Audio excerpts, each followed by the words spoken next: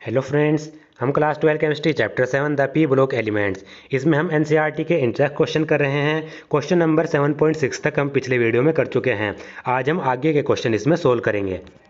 तो इसमें question number 7.7 है, bond angle in PH4 positive is higher than that in PH3 why. जो हमारा PH4 पॉजिटिव यानी फॉस्फोनियम आयन होता है उसका जो बॉन्ड एंगल है वो फॉस्फीन के बॉन्ड एंगल से यानी PH3 के बॉन्ड एंगल से ज़्यादा होता है। इसका कारण हमें बताना है। तो इसका कारण देखिए, इन PH3 phosphorus is sp3 hybridised. जो हमारी फॉस्फीन गैस होती है PH3 उसमें जो फॉस्फोरस एटम है वो sp3 हाइब्रिडाइज्ड होता है। 3 orbitals are involved in bonding with 3 hydrogen atom and the fourth one contains a lone pair। तो इसमें क्या होता है, PH3 में जो 3 orbitals हैं sp3 हाइब्रिडाइज्ड है तो इसमें 4 ऑर्बिटल होंगे, 3 p के ऑर्बिटल और एक s का ऑर्बिटल। तो इन 4 ऑर्बिटल में से 3 ऑर्बिटल्स तो हाइड्रोजन एटम के साथ 3 बॉन्ड बनाने के लिए यूज हो जाते हैं, जबकि जो चौथा ऑर्बिटल होता है उसमें एक लोन पेयर मौजूद होता है।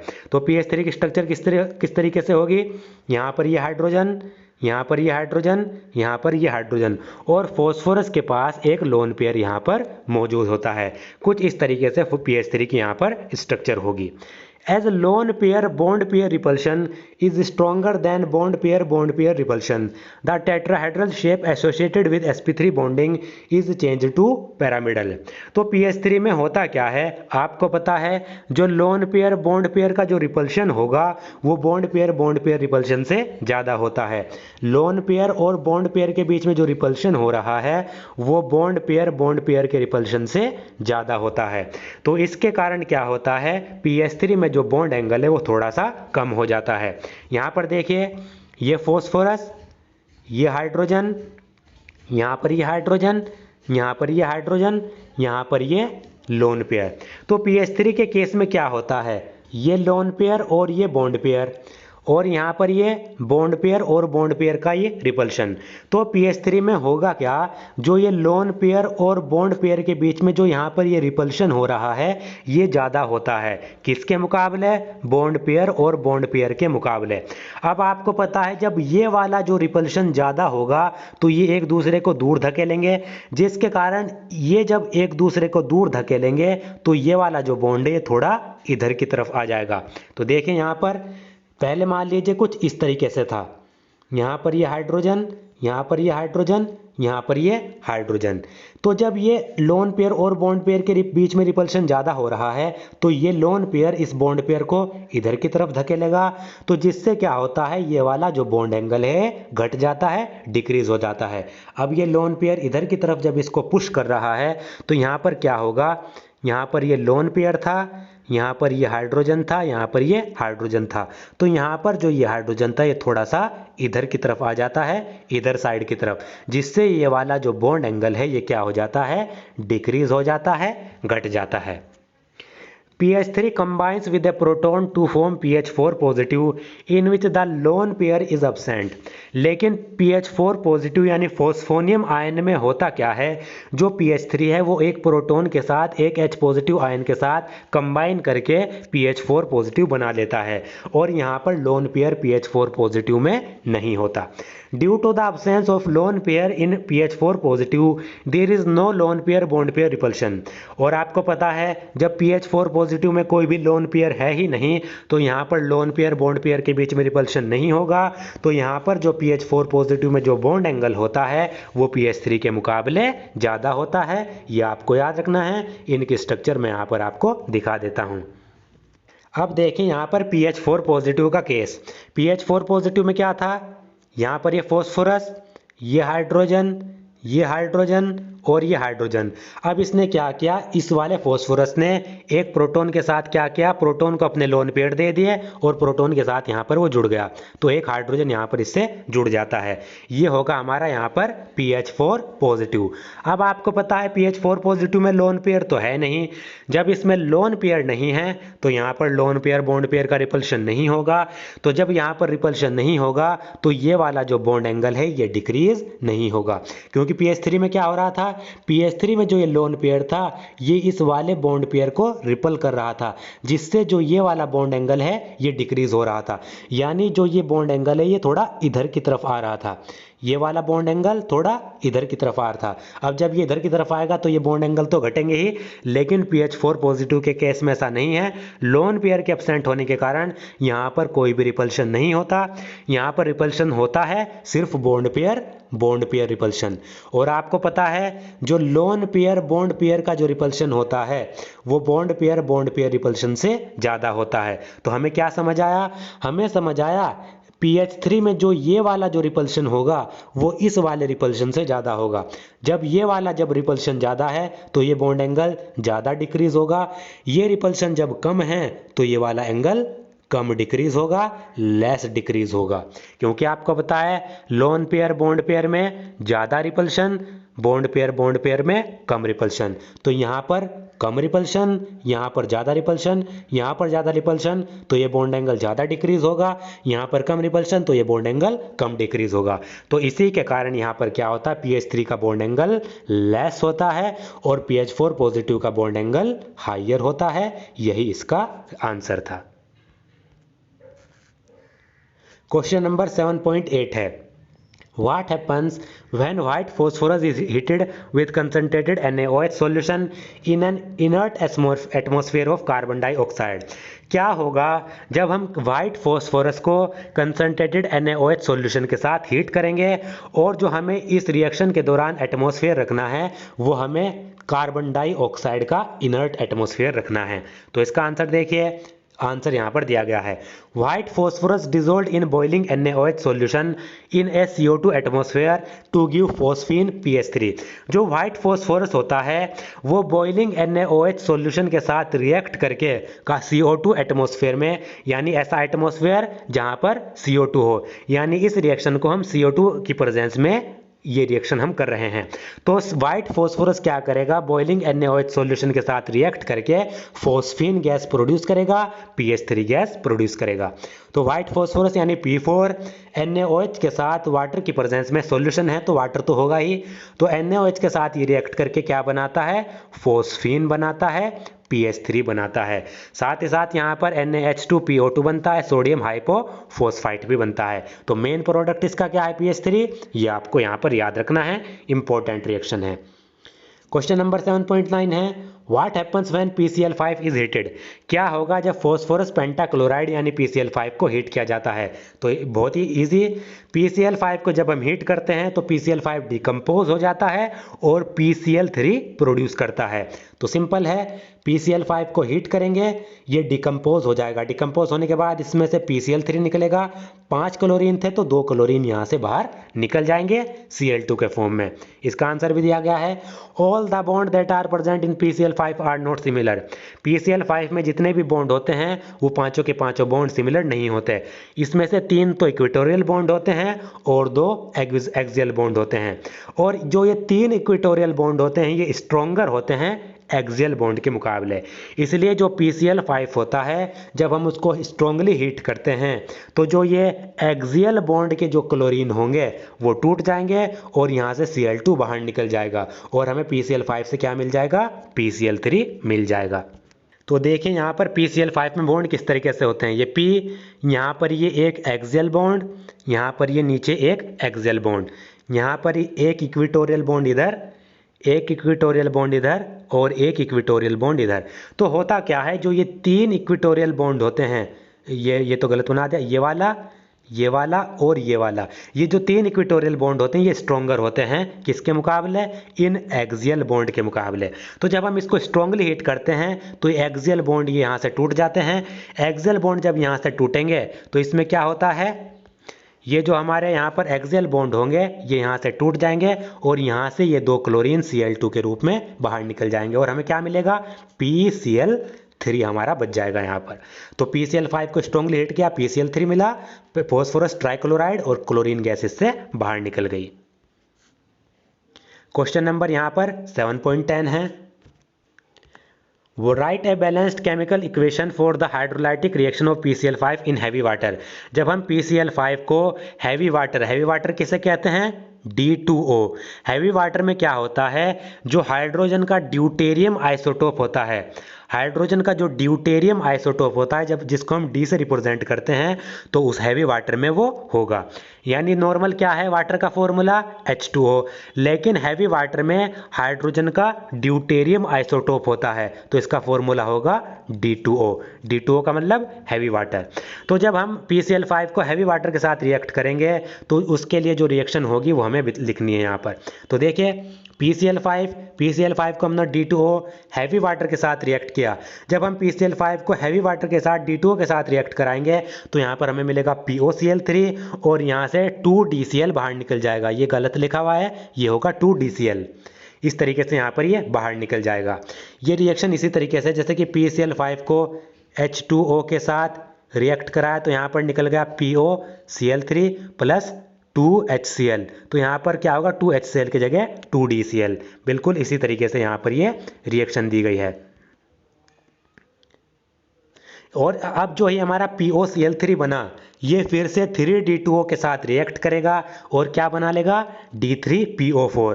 जिस तरीके से H3PO4 बनता था इसी तरीके से D3PO4 बनेगा और 3DCl इसमें से बाहर निकल जाएंगे। तो ये दो रिएक्शन होगी, यानी ये जो हाइड्रोलाइटिक PCl5 का हाइड्रोलिसिस होगा ये दो स्टेप में होगा। पहला स्टेप PCl5 D2 के साथ रिएक्ट करेगा, POCl3 बनाएगा, फिर POCl3 वापस से 3D2O के साथ रिएक्ट करेगा, D3PO4 बनाएगा और 3DCl बनाएगा।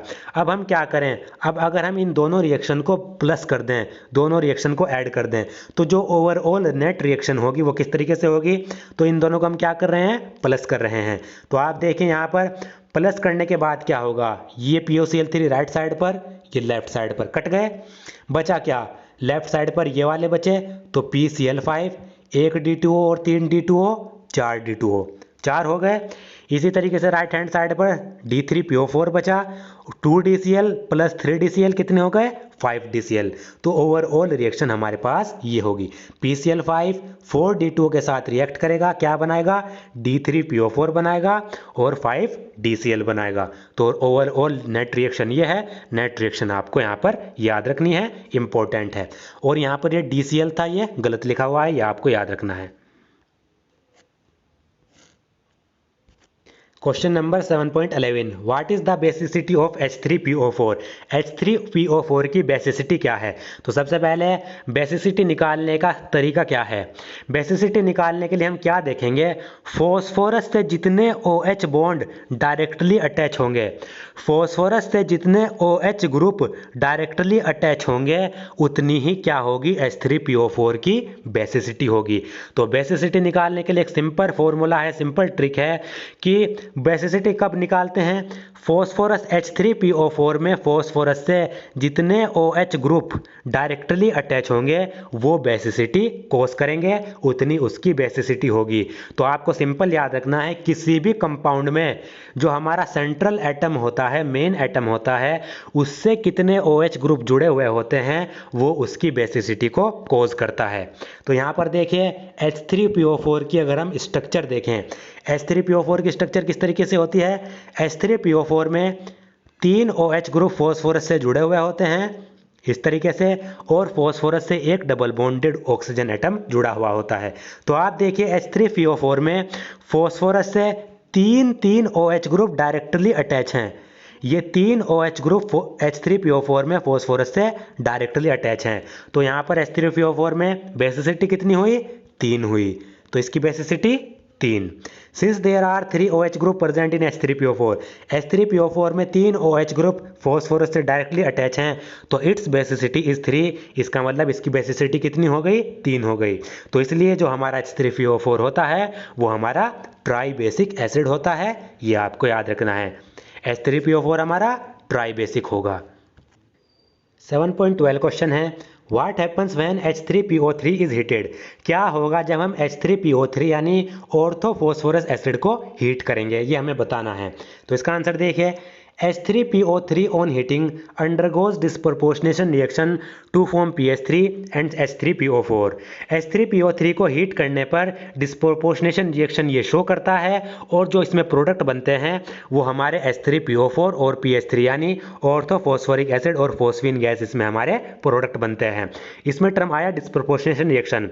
तो डिस्प्रोपोर्शनेशन रिएक्शन वह रिएक्शन होती है जिसमें कोई भी एक कंपाउंड दो ऐसे कंपाउंड में टूटता है जिसमें से एक में तो उसकी ऑक्सीडेशन स्टेट ज़्यादा हो जाएगी, दूसरे में उसकी ऑक्सीडेशन स्टेट कम हो जाएगी। यानी यहाँ पर क्या होगा, साइमल्टेनियसली यहाँ पर रिडॉक्स रिएक्शन होगी। The oxidation number of phosphorus in H3PO4, PH3 and H3PO4 are +3, -3 and +5 respectively। जैसा कि आप देख सकते हैं H3PO3 में फॉस्फोरस की जो ऑक्सीडेशन स्टेट होगी वो कितनी होगी, +3, और PH3 में जो ऑक्सीडेशन स्टेट होगी वो होगी -3, और यहाँ पर H3PO4 में जो ऑक्सीडेशन स्टेट होगी वो कितनी होगी, +5। तो H3PO4 में फॉस्फोरस की +5 ऑक्सीडेशन स्टेट, PH3 में यहाँ पर कितनी होगी, -3 ऑक्सीडेशन स्टेट फॉस्फोरस की, और H3PO3 में फॉस्फोरस की जो ऑक्सीडेशन स्टेट होगी वो कितनी होगी, +3 ऑक्सीडेशन स्टेट। तो आप यहाँ पर देख सकते हैं हमारा जो H3PO3 है वो दो ऐसे कंपाउंड में टूट रहा है जिसमें से एक में तो उसकी ऑक्सीडेशन स्टेट बढ़ रही है, देख सकते हैं आप, H3PO3 से जब H3PO4 बना तो ऑक्सीडेशन स्टेट +3 से +5 चली गई, और दूसरा कंपाउंड H3PO3 से जब PH3 बना तो उसमें से ऑक्सीडेशन स्टेट उसकी कम हो गई, +3 से -3 में चली गई। तो इसका मतलब यहाँ पर क्या हो रहा है, इस वाले में तो हो रहा है ऑक्सीडेशन और इस वाली कंडीशन में हो रहा है रिडक्शन। तो आप देखिए इसमें सेम कंपाउंड दो ऐसे कंपाउंड में टूट रहा है जिसमें से एक में ऑक्सीडेशन स्टेट बढ़ रही है और एक में उसकी ऑक्सीडेशन स्टेट घट रही है। ये रिएक्शन हमारी कहलाती है डिस्प्रपोर्शनेशन रिएक्शन। यानी यहाँ पर साइमल्टेनियसली ऑक्सीडेशन भी हो रहा है, रिडक्शन भी हो रहा है, तो ये कहलाती है हमारी disproportionation reaction. As the oxidation number of the same element is decreasing and increasing during a particular reaction, the reaction is a disproportionation reaction। जैसा कि आप यहाँ पर देख सकते हैं इसमें सेम एलिमेंट की जो ऑक्सीडेशन स्टेट है वो बढ़ भी रही है और इसी रिएक्शन में घट भी रही है, तो ये कहलाती है हमारी डिस्प्रपोर्शनेशन रिएक्शन। यहाँ पर फॉस्फोरस की ऑक्सीडेशन स्टेट बढ़ भी रही है, फॉस्फोरस की ऑक्सीडेशन स्टेट घट भी रही है, सेम ही इसमें सेम एलिमेंट है और सेम कंपाउंड से दो कंपाउंड बने, तो ये कहलाती है हमारी डिस्प्रपोर्शनेशन रिएक्शन। अब इसमें आपको याद क्या रखना है, ये रिएक्शन 4H3PO3 यानी ऑर्थोफॉस्फोरस एसिड हमारा, इसको हीट किया हमने, हीट करने के बाद ये डिकम्पोज हो गया H3PO4 में और PH3 में, यानी ऑर्थोफॉस्फोरिक एसिड में और फॉस्फीन में। इसमें इसको ऑक्सीडेशन स्टेट +3, इसमें ऑक्सीडेशन स्टेट +5 और इसमें -3, तो ये रिएक्शन होती है disproportionation reaction. 7.13 question, list the important sources of sulphur. हमें सल्फर के इंपॉर्टेंट सोर्सेज लिखने हैं, सल्फर हमें कहाँ कहाँ से प्राप्त होता है ये हमें बताना है। आंसर देखिए, sulphur mainly exist in compound form in the earth crust primarily as sulphate, gypsum, CaSO4.2H2O, Epsom salt, MgSO4.7H2O, barite, BaSO4, sulphide galena, PbS, zinc blende, ZnS और कॉपर पाइट CuFeS2। ये सब क्या है, हमारे सल्फर के source हैं। जो sulphur होता है वो मेनली अर्थ के क्रस्ट में पाया जाता है, जैसे कि सल्फेट के रूप में, जिप्सम एक सल्फेट हो गया, फॉर्मूला इसका, एप्सम सॉल्ट इसका फॉर्मूला ये है, फॉर्मूला आपको याद रखना है, और बेराइट हो गया BaSO4। और जो सल्फर है एक तो वो सल्फेट के रूप में, सल्फेट में 3 आते हैं, और जो सल्फर है वो सल्फाइड के रूप में भी पाया जाता है, सल्फाइड के रूप में गैलेना में, PbS, जिंक ब्लेंड में, ZnS और कॉपर पाइट CuFeS2 इसके रूप में यहाँ पर ये पाया जाएगा। तो ये इंपॉर्टेंट सोर्सेज थे, ये आपको यहाँ पर याद रखने हैं। 1.14 क्वेश्चन है, right the order of thermal stability of the hydride of group 16 element. Group 16 element के जो हाइड्राइड हैं उनकी थर्मल स्टेबिलिटी का हमें ऑर्डर बताना है। थर्मल स्टेबिलिटी का मतलब है ये ग्रुप 16 एलिमेंट के जो हाइड्राइड हैं ये कितनी हीट को रेजिस्ट कर सकते हैं, कितनी हीट को सहन कर सकते हैं। आपको पता है जितना ज़्यादा स्ट्रॉन्ग बॉन्ड होगा हाइड्राइड में उतनी ज़्यादा हीट देनी पड़ेगी उसको तोड़ने के लिए, उस बॉन्ड को तोड़ने के लिए, और बॉन्ड को तोड़ने के लिए जितनी ज़्यादा हीट देनी पड़ेगी उसका मतलब वो उतना ज़्यादा स्टेबल होगा। तो देखिए हमारे पास हाइड्राइड क्या हैं, H2O, H2S, H2Se, H2Te, H2PO, ये सभी हमारे पास ग्रुप 16 एलिमेंट के हाइड्राइड हैं। अब इनमें से जिसमें सबसे ज़्यादा स्ट्रॉन्ग बॉन्ड होगा वो सबसे ज़्यादा थर्मल स्टेबल, और जिसमें सबसे ज़्यादा वीक बॉन्ड होगा वो सबसे कम थर्मल स्टेबल। आपको पता है जैसे जैसे हम डाउन द ग्रुप चलते चले जाते हैं तो एटम का साइज बढ़ता चला जाता है, यानी ऑक्सीजन, सल्फर, सिलेनियम, टेलुरियम और पोलोनियम। जैसे जैसे हम ऑक्सीजन से पोलोनियम की तरफ जाएंगे तो एटम का जो साइज है वो बढ़ता चला जाएगा, और एटम का साइज अगर बढ़ता चला जाएगा तो उनके बीच में बॉन्ड लेंथ बढ़ती चली जाएगी। जैसे कि हमारे पास ऑक्सीजन है, ऑक्सीजन से हम पोलोनियम की तरफ जा रहे हैं तो ऑक्सीजन का जो साइज होता है वो स्मॉल होता है, और डाउन द ग्रुप जाने पर साइज बढ़ता है, यानी यहाँ पर जो पोलोनियम का जो साइज होगा वो सबसे ज़्यादा लार्ज होगा। तो अगर हम H2O में देखें, H2O में ऑक्सीजन का साइज भी छोटा, हाइड्रोजन का साइज भी छोटा, तो इनके बीच में जो बॉन्ड लेंथ होगी वो बहुत ही स्मॉल होगी। अगर बॉन्ड लेंथ स्मॉल होती है बॉन्ड बहुत ही ज़्यादा स्ट्रॉन्ग होगा। जितनी ज़्यादा स्मॉल बॉन्ड लेंथ होगी उतना ज़्यादा स्ट्रॉन्ग बॉन्ड होगा। और जैसे जैसे हम पोलोनियम की तरफ जाएंगे तो पोलोनियम का साइज आपको पता है बहुत ज़्यादा बड़ा होता है, ये पोलोनियम का साइज और ये हाइड्रोजन का साइज। तो यहाँ पर क्या होगा, बॉन्ड लेंथ बहुत ज़्यादा बढ़ जाएगी, और जितनी ज़्यादा बड़ी बॉन्ड लेंथ होगी उतना ज़्यादा हमारा वीक बॉन्ड होगा। तो हमें यहाँ पर पता क्या चला, तो H2O में बॉन्ड लेंथ सबसे कम, इसका मतलब H2O में सबसे ज़्यादा स्ट्रॉन्ग बॉन्ड होगा। और जैसे जैसे हम नीचे चलते चले आएंगे तो जो H2PO की तरफ जाएंगे H2O में सबसे वीक बॉन्ड होगा।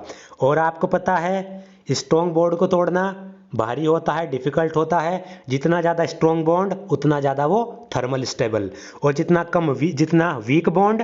ज़्यादा वीक बॉन्ड उतना ज़्यादा थर्मली अनस्टेबल। तो इसका मतलब क्या हुआ, H2O इसमें सबसे ज़्यादा थर्मल स्टेबिलिटी H2O की हुई और सबसे कम थर्मल स्टेबिलिटी H2PO की हुई। तो हमें पता लग गया जैसे जैसे हम डाउन द ग्रुप जाएंगे तो डाउन द ग्रुप जाने पर जो इनके हाइड्राइड्स हैं थर्मल स्टेबिलिटी डिक्रीज होती चली जाएगी। H2O की थर्मल स्टेबिलिटी सबसे ज़्यादा, H2O की उससे कम, H2SE की सबसे कम, H2Te की सबसे कम, और H2PO की थर्मल स्टेबिलिटी सबसे कम। तो थर्मल स्टेबिलिटी का ऑर्डर क्या हुआ, H2O की थर्मल स्टेबिलिटी सबसे ज़्यादा, उससे कम H2S, उससे कम H2Se, उससे कम H2Te, सबसे कम थर्मल स्टेबिलिटी H2PO। तो ये ऑर्डर आपको याद रखना है, ये ऑर्डर इंपॉर्टेंट है। तो यही इसमें कहा गया है the thermal stability of hydride decreases on moving down the group. Down the group जाने पर हाइड्राइड की थर्मल स्टेबिलिटी डिक्रीज होती है। This is due to a decrease in the bond dissociation enthalpy of hydride on moving down the group. ऐसा इसलिए होता है क्योंकि जैसे जैसे हम डाउन द ग्रुप जाते हैं तो बॉन्ड डिसोसिएशन एंथैल्पी डिक्रीज होती चली जाती है। यही तो मैंने आपको बताया। H2O का अगर बॉन्ड सबसे ज़्यादा स्ट्रॉन्ग है तो इसके बॉन्ड को तोड़ने के लिए एनर्जी भी सबसे ज़्यादा लगेगी। H2PO का बॉन्ड अगर सबसे ज़्यादा वीक है तो इसको बॉन्ड तोड़ने के लिए सबसे कम एनर्जी लगेगी। तो बॉन्ड को तोड़ने के लिए जो बॉन्ड डिसोसिएशन एंथैल्पी होती है वो ऊपर से नीचे की ओर आने पर डिक्रीज होती है। बॉन्ड डिसोसिएशन एंथैल्पी अगर डाउन द ग्रुप डिक्रीज होगी तो इनकी थर्मल स्टेबिलिटी भी डिक्रीज होगी। Example 7.15 Why is H2A liquid and H2S a gas? H2O liquid क्यों होता है और H2S गैस क्यों होती है, ये हमें बताना है। आंसर देखिए, H2O has oxygen as the central atom. अगर हम वाटर में देखें, वाटर में सेंट्रल एटम क्या होता है, ऑक्सीजन। ये ऑक्सीजन, इसके पास यहाँ पर 2 लोन पेयर होते हैं, ये हाइड्रोजन और ये यहाँ पर हाइड्रोजन होता है। Oxygen has smaller size and higher electronegativity as compare to sulphur.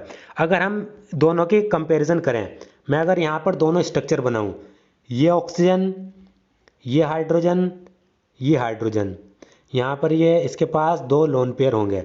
H2S में ये सल्फर, ये हाइड्रोजन, ये हाइड्रोजन, और यहाँ पर क्या होगा, सल्फर के पास 2 लोन पेयर होंगे। तो आप देख सकते हैं वाटर में सेंट्रल एटम क्या है, ऑक्सीजन। H2S में सल्फर क्या है, हमारा सेंट्रल एटम। और आपको पता है सल्फर के मुकाबले जो ऑक्सीजन होता है उसका साइज भी स्मॉल होता है, और सल्फर के मुकाबले जो ऑक्सीजन होता है उसकी हायर इलेक्ट्रोनेगेटिविटी भी होती है। यानी ऑक्सीजन छोटा भी होगा और इसकी इलेक्ट्रोनेगेटिविटी भी हायर होगी। Therefore, there is extensive hydrogen bonding in H2O which is absent in H2S। तो इसलिए क्या होता है, वाटर के मॉलिक्यूल में H2O के मॉलिक्यूल में हाइड्रोजन बॉन्डिंग होती है, जबकि H2S के मॉलिक्यूल में हाइड्रोजन बॉन्डिंग नहीं होती। यहाँ पर क्या होगा, वाटर में ऑक्सीजन और हाइड्रोजन के बीच में हाइड्रोजन बॉन्डिंग होगी, जबकि H2S में सल्फर और हाइड्रोजन के बीच में कोई भी हाइड्रोजन बॉन्डिंग नहीं होगी। इसके कारण क्या होता है, molecule of H2S are held together only by weak van der Waals forces of attraction. जो H2S के जो मॉलिक्यूल्स होते हैं उनमें कोई भी हाइड्रोजन बॉन्डिंग नहीं होती, सिर्फ क्या होती है, H2S के मॉलिक्यूल में weak van der Waals forces of attraction ही होती है। इसलिए जो H2O होता है वो हाइड्रोजन बॉन्डिंग के कारण लिक्विड के फॉर्म में होता है, जबकि जो H2S होता है वह क्या होता है, वो गैस के रूप में होता है। यहाँ पर क्या दिया गया है, ये गलत लिखा गया है। जो H2S होता है वो हमारा गैस की फॉर्म में होता है, ये आपको यहाँ पर याद रखना है, इंपॉर्टेंट है। H2O में हाइड्रोजन बॉन्डिंग है क्योंकि ऑक्सीजन मौजूद है और हाइड्रोजन मौजूद है, और आपको पता है ऑक्सीजन हायर इलेक्ट्रोनेगेटिविटी होती है, इसके कारण ये हाइड्रोजन बॉन्डिंग बना सकता है। और H2S में कोई भी हाइड्रोजन बॉन्डिंग नहीं होती, सिर्फ weak van der Waals forces of attraction ही होती है। इसके कारण ये लिक्विड के फॉर्म में होगा और ये गैस के फॉर्म में होगा, ये आपको याद रखना है।